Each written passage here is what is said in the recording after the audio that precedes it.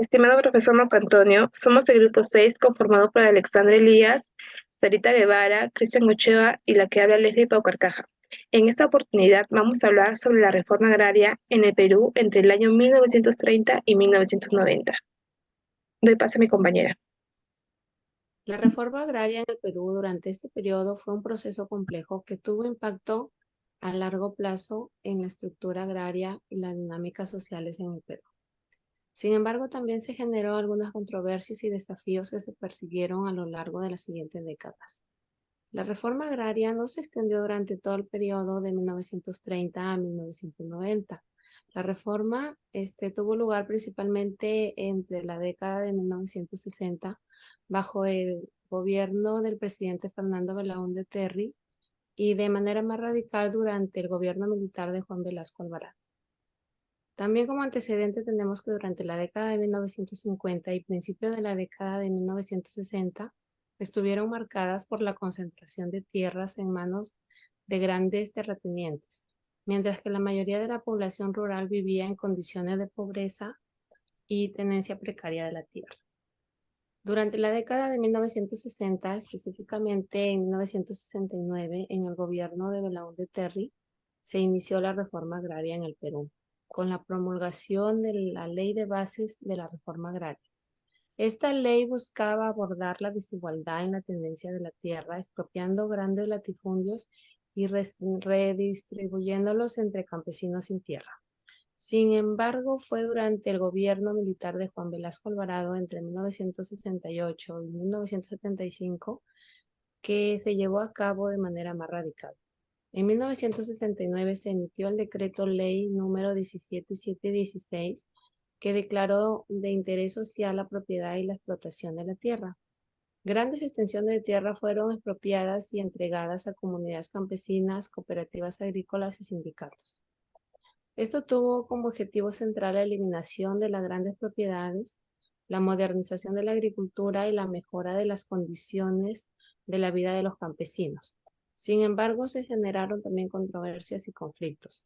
Y algunos críticos argumentan que se afectó la eficiencia productiva.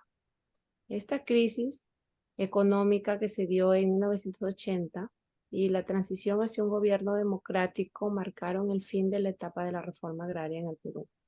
Aunque esta etapa se logró redistribuir tierras, la reforma tuvo como consecuencias a largo plazo en la estructura agraria y social del país.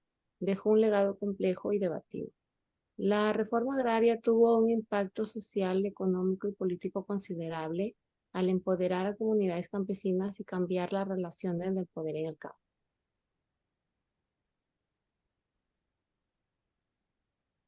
En lo político, las ventajas que tuvo fueron la estabilidad política, puede contribuir a la estabilidad política al abordar las desigualdades de la tenencia de tierras, que a menudo son una fuente de conflicto social. Legitimidad del gobierno. Si se implementa de manera justa y transparente, puede aumentar la legitimidad del gobierno, especialmente en contextos donde la distribución de la tierra es percibida como injusta. Participación ciudadana. Fomenta la participación ciudadana al dar a las comunidades locales un papel activo en la gestión de sus recursos y en la toma de decisiones sobre la tierra. En las desventajas, la oposición política puede generar resistencia política de aquellos que tienen intereses en mantener un status quo, como grandes terratenientes o sectores económicos poderosos. La implementación deficiente. Si la implementación no es adecuada, podría llevar a conflictos, descontento, debilitando la estabilidad política en lugar de fortalecerla. En lo económico, tenemos las ventajas. La productividad agrícola puede aumentar al distribuir la tierra de manera más eficiente y permitir que pequeños agricultores tengan acceso a recursos productivos. La reducción de la pobreza contribuye al dar comunidades empobrecidas acceso a recursos productivos y la posibilidad de mejorar sus condiciones de vida. La diversidad económica puede fomentar al impulsar la actividad agrícola y generar empleo en áreas rurales. Desventajas. No se incentivó a la inversión la incertidumbre asociada con la redistribución de las tierras y puede afectar la inversión en el sector agrícola, afectando la producción y la economía general. La redistribución no realizada de manera eficiente puede dar lugar a ineficiencias en la gestión de la tierra, afectando negativamente la productividad. En el impacto de la competitividad, en algunos casos, la redistribución puede afectar de manera internacional de un país si no se maneja adecuadamente. Social, ventajas, equidad. La equidad social contribuye a reducir las disparidades en la propiedad de la tierra y proporcionar a comunidades desfavorecidas la oportunidad de mejorar sus condiciones de vida. Empoderamiento de comunidades.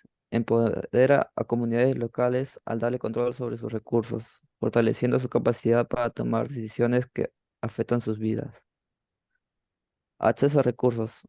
Mejora el acceso de grupos marginados como comunidades indígenas a recursos productivos y a la participación en la economía. Desventajas. Resistencia social. Se puede generar especialmente si no se logra un equilibrio adecuado entre los derechos de los antiguos propietarios y los beneficiarios de la reforma. Problemas de implementación. Si la implementación no se lleva a cabo de manera adecuada, podría dar lugar a conflictos internos y tensiones sociales. Desplazamiento. En algunos casos, la redistribución de tierras puede llevar al desplazamiento de comunidades, lo que puede tener consecuencias negativas para esas poblaciones.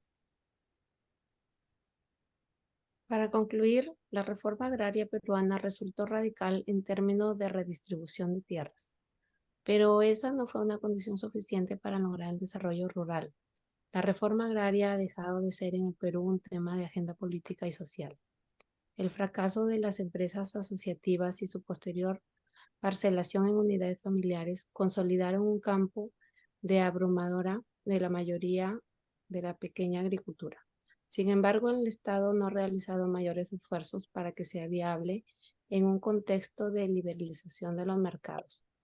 Antes bien, las políticas neoliberales se han orientado a estimular una agricultura que requiere de inversiones imposibles de lograr, no solo por la pequeña, sino también por gran parte de la mediana agricultura, y a orientar la producción hacia los mercados externos.